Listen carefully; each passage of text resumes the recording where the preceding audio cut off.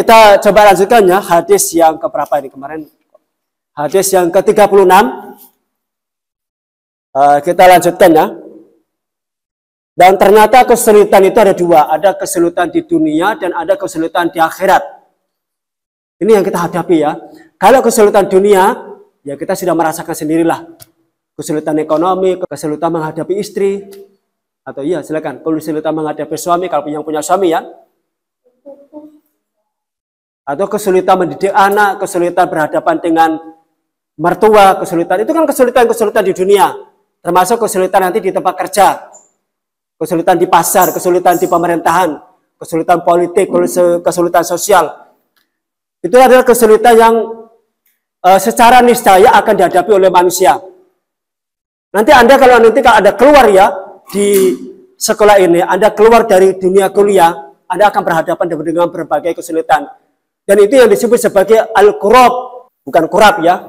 Kurab, al-kurab itu adalah kesulitan, kesusahan di dunia maupun di akhirat. Tetapi yang lebih berat adalah ketika di akhirat. Ini yang paling berat yang kita hadapi nanti. Sama-sama nanti kita akan menghadapi. Dan itu digambarkan dalam sebuah hadis ya. Ini hadisnya sebenarnya panjang ya. Cuma ini diambil sebagian. Saya tidak perlu bacakan ya redaksi Arabnya. Nabi SAW bersabda, Allah mengumpulkan seluruh manusia pada hari kiamat. Yang terdahulu sampai yang terakhir. Jadi manusia yang pertama sampai yang terakhir nanti akan dikumpulkan di satu tempat ya. Yang itu kita sebut sebagai padang mahsyar. Dan itu adalah dataran tanah. Dataran tanah. Tidak ada tumbuh-tumbuhan, tidak ada bukit, tidak ada gunung, tidak ada sungai-sungai. Semuanya pokoknya seperti hamparan. Jadi luasnya seperti apa Ustaz? Wallahu a'lam bishawab.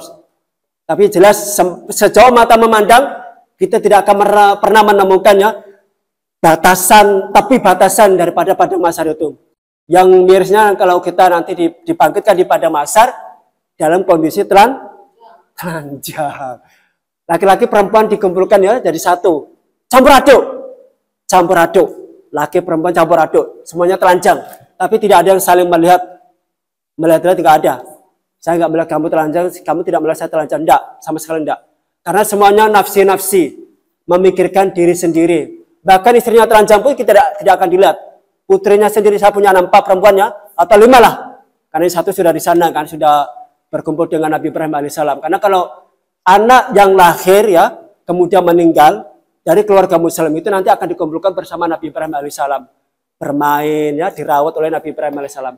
Kalau yang non-Muslim itu anak dari non-Muslim yang dia belum akil balik, itu nanti masuk surga, tapi sebagai pelayan. Yang nanti akan melayani kita gitu ya. Nanti coba dicek ini sah atau tidak ya.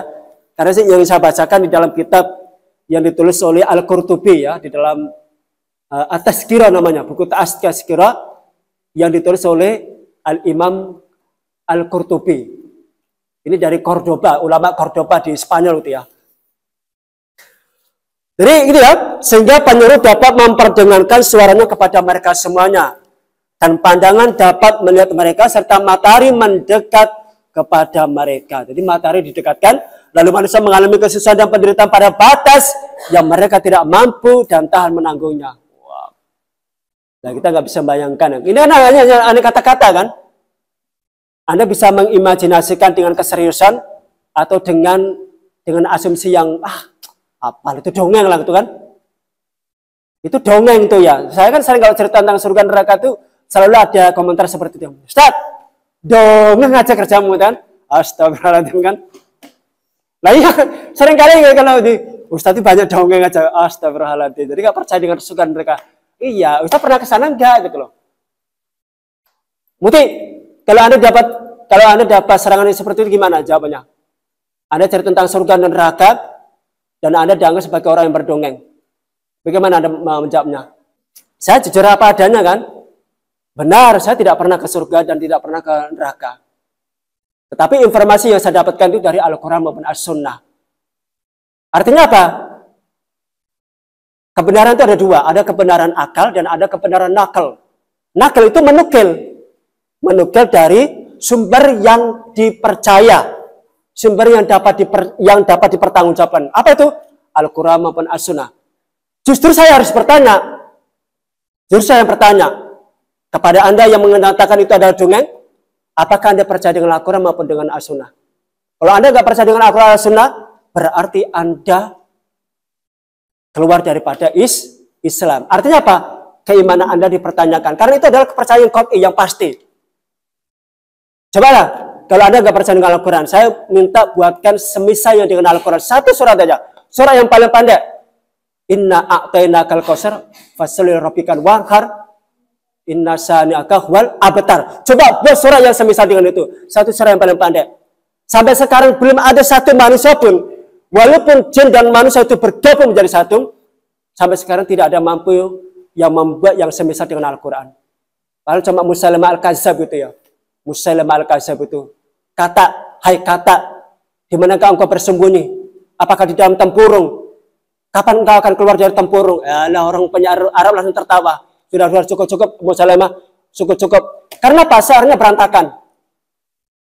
Ditertawakan oleh ahli penyair gitu ya. Tapi begitu menghadapi Al-Quran, mereka tidak bisa, mereka terdiam, bertekuk lutut ya, dan tidak mampu untuk mengalahkan Al-Quran itu. Makanya Al-Quran itu disebut sebagai mukjizat itu. Ketika saya menjawab seperti itu, dia nggak bisa jawab, dia diam aja dia. Sekarang coba perbaiki ya keyakinan Anda, keimanan Anda terhadap Al-Quran itu. Karena ini yang sifatnya adalah akal gitu ya. Kepercayaan kepada Al-Quran kan akal. Kepercayaan kepada Allah itu kan akal. Saya sering ketemu ya di Rom lain itu ya. Bagaimana saya mau percaya kalau wujudnya nggak ada? Bagaimana saya mau percaya kepada Muhammad SAW? Bagaimana saya mau percaya kepada Allah kalau wujudnya tidak ada? Gila atau kan? Ya terus kamu agamanya apa? Ya, saya nggak tahu agama saya apa. Mau sampai sekarang saya belum percaya. Saya belum menemukan wujudnya. Kenapa saya harus percaya kepada wujud yang tidak ada gitu? Saya jawab, angin ini gimana bentuknya? Akal itu bagaimana bentuknya? Anda bisa nggak menggambarkan akal? Dan di mana letak akal itu? Kalau Anda nggak bisa jawab, berarti Anda menyatakan akal tidak ada. Berarti Anda tidak manusia yang tidak berakal, saya bilang itu. Nah, itu agak mulai ini kan. Begitu ya cara ini ya, logika kita harus bantai dengan logika ya. Oke ya, kita lanjutkan ya. Jadi kesulitan nanti di akhirat itu lebih berat. Lebih berat dan kita akan menghadapi. Kecuali kalau kita punya banyak amal. Maksudnya kebaikan ya. Lebih banyak kebaikan daripada keburukan. Ada 7 golongan. Salah satunya adalah orang yang mencintai karena Allah. Ada 2 pemuda yang tidak ada hubungan kekeluargaan, tidak ada hubungan biologis ya. Tapi dia mencintai karena Allah. Itu akan mendapatkan naungan dari Allah Subhanahu wa taala di padang mahsyar. Ada lagi apa? Misalnya, pemimpin yang adil. Bukan pemimpin yang zalim. Itu orang yang mendapatkan naungan di akhirat itu. Ada lagi misalnya? Jadi pertanyaannya apa?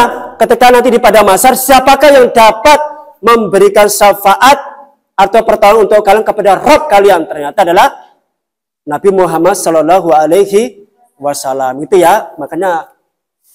Nah gini, wa kana yauman 'alal kafirina asira. Adalah pada hari itu satu hari yang penuh kesukaran bagi orang-orang kafir. Tapi kalau orang kafir itu nanti di akhirat itu menghadapi hari yang paling memberatkan itu. Saya katakan paling memberatkan, bukan berat ya, memberatkan, sangat memberatkan bagi orang yang kafir. Mafhum mukhalafahnya, pemahaman kebalikannya adalah bagi orang yang bukan bagi orang yang beriman itu akan mendapatkan kemudahan. Terus bagaimana cara menolong orang yang terlilit hutang? Ini yang punya hutang-hutang ya. Saya juga banyak hutang ya. Jadi pertama, kalau dalam konteks hadis ini ya, kalau Anda yang punya hutang atau memberikan hutang ya kepada teman atau kepada saudara atau siapapun gitu ya, maka orang yang memberikan hutang itu dia punya peluang ya kebaikan yang sangat besar ya, dan itu bisa dilakukan, yaitu memberikan penangguhan waktu dalam melunasinya. Jadi memberikan penangguhan waktu di dalam melunasinya. Dan itu wajib hukumnya. Wajib ya. Kalau berdasarkan dari sini adalah wajib. Wa in kana dzu usratin fanaziratun ila maisarah. Dan orang yang berhutang itu dalam kesukaran maka berilah tangguh sampai dia berkelapangan. Ditangguhkan ya. Nah, ditangguhkan. Itu yang pertama. Hal yang kedua, ini lebih bagus lagi. Lebih tinggi lagi ya. Yaitu membebaskannya. Oh, itu berkali lipat itu ya. Tetapi ini bagi orang yang memberikan utang, bukan bagi orang yang punya utang. Ya nggak boleh ya, ayat ini yang dipakai ya. Nah, kemudian Rasulullah SAW itu juga memberikan beberapa motivasi ya. Dari sebuah hadis yang diriwayatkan oleh Abu Qatadah dari Nabi Shallallahu Alaihi Wasallam, beliau bersabda, "Man syarahu an yuntiyahullahu min kurabin yaumil qiyamati fal yunaffis an mu'sirin aw yada anhu." Barang siapa ingin diselamatkan dari kesusahan berat pada hari kiamat. Ini yang terkait tadi nanti dikumpulkan di padang mahsyar ya. Ingin melepaskan kesusahan di padang kesusahan yang berat di hari kiamat. Apa yang harus kita lakukan? Falyunafis. Maka hendaklah ia memberi tangguh kepada orang yang kesulitan dalam melunasi au yadu anhu atau membebaskan hutangnya. Berarti memberikan tangguh atau membebaskannya. Bebaskan. Dan itu yang dilakukan oleh para sahabat ya. Di sini itu ya kesulitan, kemudian kesulitan, kemudian kesulitan, kemudian. Dalam apa? Berbagai segala hal. Termasuk kita membangun hubungan, termasuk kita bekerja, termasuk kita apalagi misalnya membangun karir dan seterusnya itulah. Termasuk kita memperbanyak amal, itu banyak kesulitan. Banyak kesulitannya. Nah kemudian di samping itu ya, barang siapa yang menutupi aib saudaranya, maka Allah akan menutup aibnya di akhirat. Ini dalam konteks antara muslim dengan muslim lain. Maka begini, seorang muslim antara satu dengan lain itu seperti cermin. Al-mar'ah gitu ya. Jadi seperti cermin gitu kan. Yang bisa melihat keburukan, kekurangan seseorang itu adalah orang lain, bukan kita. Kita ini kecenderungannya adalah untuk melebih-lebihkan diri. Membangga-banggakan diri. Sulit kali untuk mengoreksi diri sendiri ya. Nah, coba kalau Anda ingin mendapatkan ya koreksi yang benar, yang tepat itu ya, maka mintalah kepada teman yang bisa kita percaya. Ya, mintalah ya. Tidak apa-apa. Yang ujung-ujungnya adalah kita meminta nasihat. Tapi teman yang dapat dipercaya, yang dia nanti dia akan menyebarkan aib kita gitu loh. Ini ada riwayat dari Ibnu Abbas dari Nabi Shallallahu Alaihi Wasallam, barang siapa yang menutupi aib saudara muslim, Allah akan menutup aibnya pada hari kiamat. Dan barang siapa yang mengumbar aib saudaranya muslim, maka Allah akan mengumbar aibnya bahkan hingga membuka kecelakaannya di rumahnya. Bukan di akhirat ya, tapi di rumahnya sendiri. Nanti akan dibongkar oleh Allah. Makanya begini, saya pernah membaca buku tentang pernikahan yang ditulis oleh Muhammad Fauzil Azim dari Yogyakarta ya.